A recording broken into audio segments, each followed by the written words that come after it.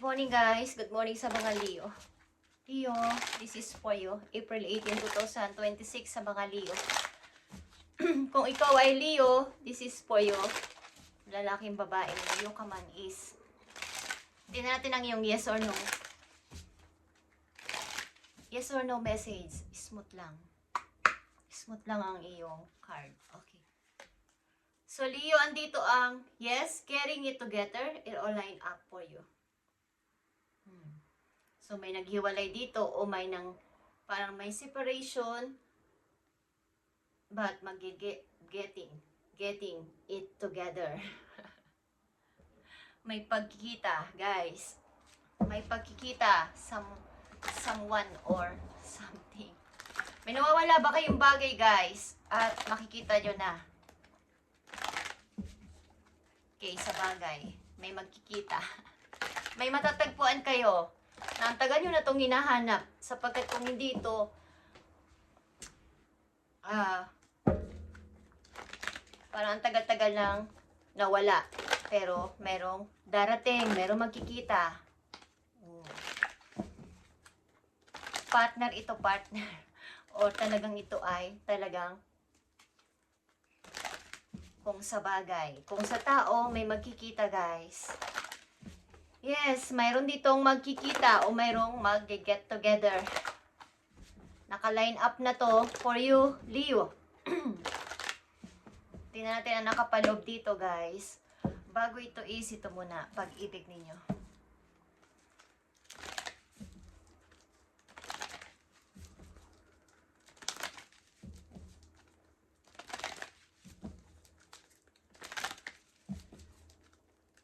So, ilan sa inyo is maaaring hindi komportable sa kalagayan sa ngayon sa inyong kasama, King. Tingnan natin ang inyong pag-ibig.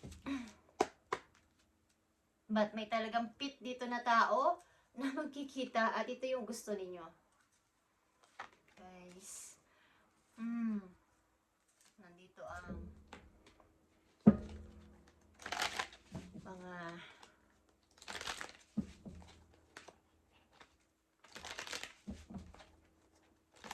mayroon ba ditong pagsama sa ibang tao, kaya nagkahiwalay? Tingnan natin ang nakapaloob dito, Leo, sa inyong message, galing sa inyong angel romance. Okay. Tingnan natin, Leo. I need 3 messages dito for you. Andito ang magician, guys, or magic. May nagtatanong-tanong dito kung paano ko to mapapalago? Paano ko to aayusin? Paano ko to yung tamang sa pagkain, tamang timpla, tamang ingredients? Nagtatanong ang ilan sa mga elders or sa mga nakakatanda o mas may mga experience na sa buhay about dito. Kung ito yung sa pag-ibig, tatanong-tanong kung paano ba to mabibigyan ng solusyon, paano ba to magiging okay, something magician or magic is here. Sapagkat andyan nga, maaaring mayroon dito magtatagpong dalawang tao nagkahiwalay, naka-line up na to. At may pagbabago. May pag-fix sa lahat. Okay. So, tingnan natin ang iyong yes or no, Leo. Andito ang yes. Insight and wisdom guide your choice. So, itong i-choice nyo na to sa darating na araw, buwan o taon, is i-guide kayo or magpa-guide kayo sa inyong mga guidance, sa inyong mga kakilala, sa personal, or kay God, or kay universe, o sa inyong mga guidance. Kung paano ito ma-resolbahan, paano ito masosolusyonan ang inyong problem. Okay. Meron kasi ditong, sabi ko nga, may gumawa ng kasalanan sa relasyon. At sa relasyon man to, love relationship man to, o sa inyong buhay, kabuhayan, kasama sa bahay, kasama sa buhay ng mga tao, may nagloko sa inyo, may nagtaksil sa inyo, mayroon sa inyong gumawa ng masakit, is mayroong pag-choice na mangyayari o choose na mangyayari dito sapagkat may mag-get together. May magkikita again. Okay, something. Guys, so insight and wisdom guide your choice. kailangan ito ng masusing pagtatanong bago ito inyong i-choice or i-reveal. Tingnan natin ang inyong pag-ibig. Romantic feelings is here. Leo, your feelings are real and worth exploring. So kayo ay, ang nararamdaman nyo sa tao na to, sa inyong iniibig na to ay talagang real or tunay.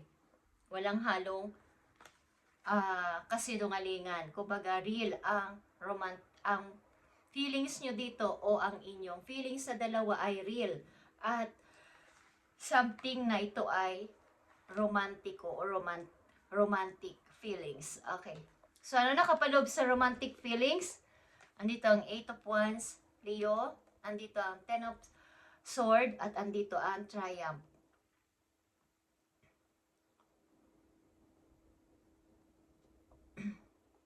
Sumaring ito ay online dating at ito ay direct message pupunta sa isang person na naguguluhan sa buhay. Isang person na ang tagal naka-stuck sa sitwasyon na to.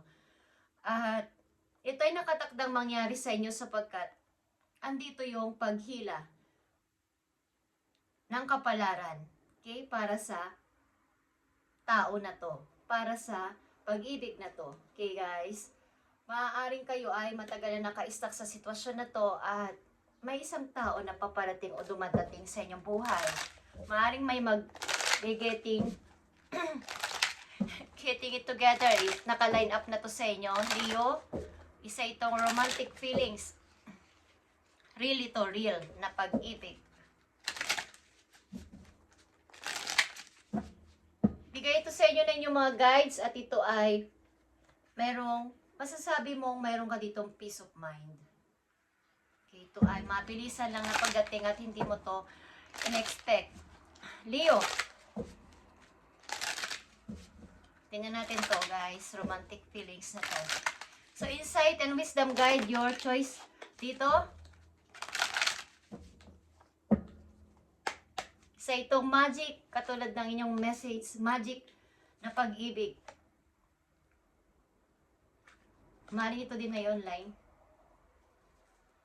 Dito ang King of Cups, Scorpio energy. Leo is here. Yan natin itong romantic feelings. Knight of Wands is here. Two of Cups is here. Wow. And 8 of Cups. So, ang person na to ay maaaring magkapareho kayo ng gusto sa buhay. Maaaring ito ay inyong soulmate na masasabi. Andito ang 2 of Cups at andito ang Knight of Wands. Andito ang 8 of Cups. Meron kayong mga tinalikuran na tao sa inyong buhay para sa person na to. Meron kayong mga isinantabi muna na bagay na hindi na nagpapasaya at nagpapabigat at nagpapadrone sa inyong emosyon. So, kayo ay papasok sa isang relasyon na masasabing magkakaroon kayo ng peace of mind at ito ay naka-line up na ma-meet nyo o mag-meet kayong dalawa. Ito ay pit. Kumbaga alam nyo yung sangkalan at saka ang sangkalan at kutsilyo. Siyempre, sila yung partner. Pwede din naman hindi gumamit ng sangkalan. Kung alam nyo yung sangkalan guys, sa aming probinsya yun ang tawag. Okay. Yun talaga ang magka-partner kung tutuusin. Pero pwede namang gumamit lang ng kutsilyo, gamitin ang parang paghihiwa dito ng sa ating palad. Ginagawa namin yan dati. Hindi pa rin siya maganda. Pwede kang masugatan o pwedeng hindi mahiwa ng maayos. Pero kung may sangkalan at kutsilyo, mas maayos ang paghihiwa at mas okay. Kaya isa ng example doon. So, meron kayong iisang tabing bagay na nagpapabigat sa inyong emosyon din, at gagawin nyo ang gusto ninyo. Pareho nyo ng vision ng person na to, pareho kayo ng gusto sa buhay, masaya kayo pagkasama o makakasama yung person na to. At ito ay 2 of Cups, guys. Okay. Leo, kayo ay papasok sa isang relasyon na masasabi romantic. Romantiko o romantic. Romantic talaga. Okay? Ito ay positive. Positive na papunta sa inyo. Wala itong paliko-liko. 8 of Wands is here is positive. Diretso to. Diretso. Diretso ang tingin. Walang liko-liko. Okay. Diretsong mapupunta kayo sa tamang tao, guys. Tamang person. Okay? Yun ang hinahanap ninyo. Tamang person. At ito ay naka-line up na sa'yo. Tingnan natin tong romantic feelings, Leo. Leo. April 18, 2026 ngayon, guys. At aking holiday today. Pahinga naman pag may time, guys.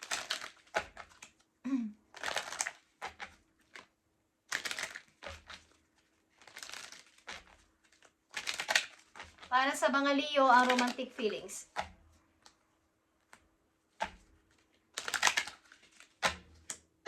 Para to sa mga Leo, romantic feelings. Nakita nyo ba tong soul, guys? Soul. Your soul is preparing to reconnect trust in the process. Okay. Reconnect na to sa taong to, guys. Ito ay counterparts. Soulmate. Kukonek ka na sa iyong soulmate, Leo. So, ikaw ay mag-prepare.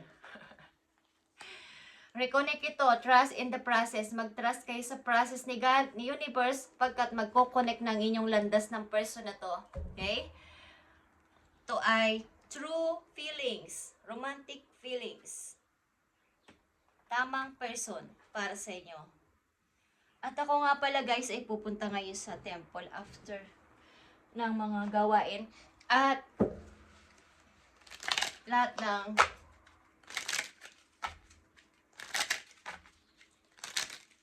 mga nire-read ko dito ay kasama ko kayo sa aking prayer, guys. Okay. Prepare. Piniprepare na ni God, ni universe na kayo ay mag-connect. Ang ilan sa inyo ay reconnect. Alam niyo, ibig sabihin ng reconnect is naudot ito na pagmamahalan at kayo ay magre-reconnect na dalawa. Guys, dahil kayo ang fit, kayo ang bagay sa isa't isa.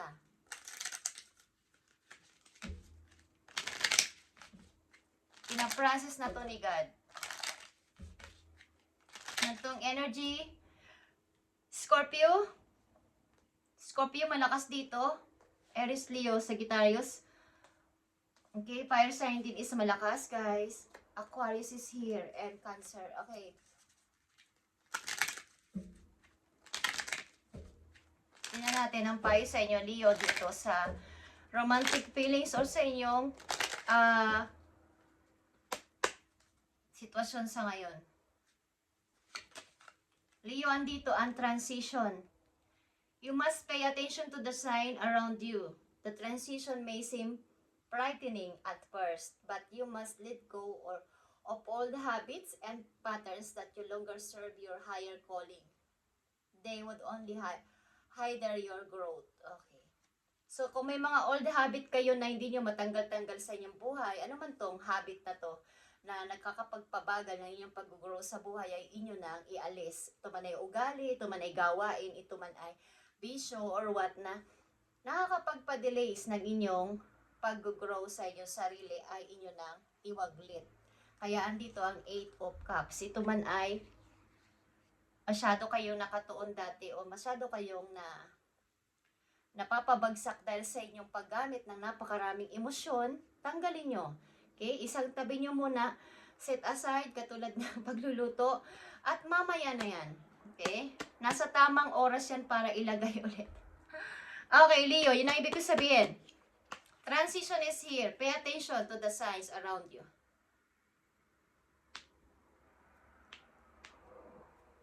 Nakapagpadali sa inyong pag-grow, ito man ay sa inyong pamumuhay, sa inyong habit na ginagawa.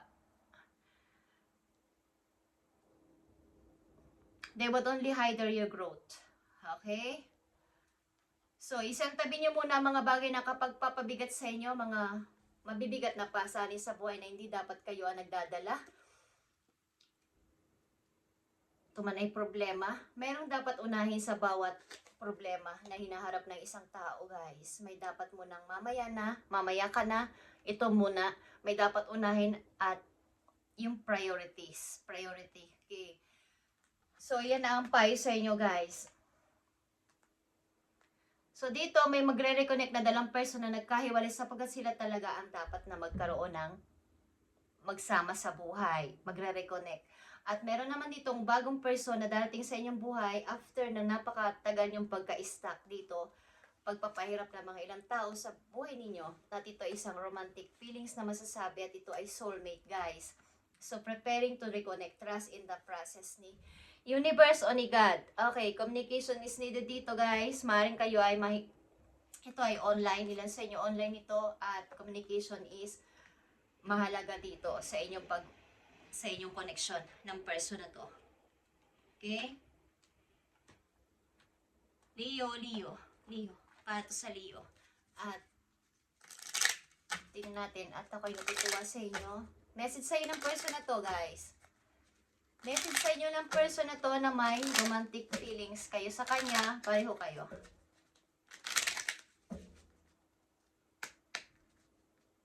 Para itong rebirth, ilan sa inyo? I dream about a future with you. Okay? So, imagine na niya na ang future niya with you kasama ka is pangarap niya to na ikaw ay makasama in the near future, Leo. So, kayo ay So, ang ilan sa inyo ito ay bagong tao. Ilan sa inyo ay reconnect nga na sinasabi ko, our paths will always reunite. So, kayo ay magre-reunite. Ilan sa inyo ay meron ditong reconciliation ito. Ilan sa inyo ay kayo ay magkikita ulit. Finally, magsasama ulit again. Okay? Ilan sa inyo kayo ay makakahanap ng isang romantic feelings at ito ay maaaring direct message. Diretso ito sa inyo. Ang tao na to ay loyal. Okay? Loyal. Something na ito ay masasabi niyong soulmate. Soulmate, guys. Pinagtagpo kayo ng tadhana at pinagwiwis sa inyo na kayo ay magsama forever. Okay. Last message for you, Leo. Ako ay natutuwa sa inyo, guys. Okay. So, ang pagdidesisyon na to ay maaaring dapat mong pag-aralang mabuti bago ka mag-choose sa iyong choice na to. Insight and wisdom guide your choice. Para to sa Leo, I need message sa inyong healing energy. Galing sa inyong healing energy, guys. Sa mga Leo. Andito ang listen to life, Leo. I am attentive to the world around me. Signs and symbols guide me to success. I listen and discover the way to the eternal. Sito ay maaaring kayo nagkaroon ng malaking pagbabago sa inyong buhay at nakikinig na kayo sa inyong inner voice. Ilan sa inyo? Aware kayo sa mga signs and symbols na inyong namimit, nakikita, or naririnig o something. Kayo ay malakas ang, kumbaga, intuitive person. Ilan sa inyo, guys. Okay? At ito ay isa sa mga katangian ng mga Leo. Okay? Magaling mag-observe. Ay, guys. So, thank you, Leo, and God bless. Magtanong-tanong sa may mga experience na, may mga professional about this sa inyong situation at para maturuan kayo ng tamang pagde-decide. Maaring may bago. Ilan sa inyo bagong person, ilan sa inyo may magre-reconnect ulit na person sa inyo at ito ay pinaprocess ni God. Maaring may pagbabago mangyayari sa pagbabalik. Pagbabalikan ninyong dalawa, okay? Thank you and God bless, Leo.